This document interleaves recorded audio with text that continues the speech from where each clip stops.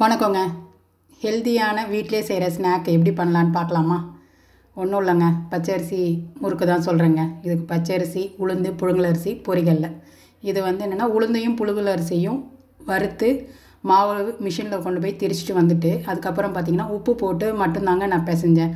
மற்றபடி நான் எள்ளோ இல்லை சீரகமோ எதுவுமே போடலைங்க. எதுவுமே போடாமையே மொறுன்னு வருங்க. நல்ல ருசியாகவும் இருக்கும், நல்ல டேஸ்ட்டாக இருந்துச்சுங்க. குழந்தைங்களுக்கு ரொம்ப பிடிச்சிது. அதனால முடிஞ்ச அளவு நம்ம குழந்தைங்களுக்கு நம்ம வீட்லேயே ஸ்நாக்ஸ் செஞ்சு கொடுத்தோம் அப்படின்னா அவங்களுக்கு ரொம்ப ஆரோக்கியமாகவும் இருக்கும், நல்லாவும் இருக்குங்க. ஆமாங்க, அவங்க ஆரோக்கியம் தானங்க நமக்கு முக்கியம். என்னங்க, என்ன சொல்கிறீங்க?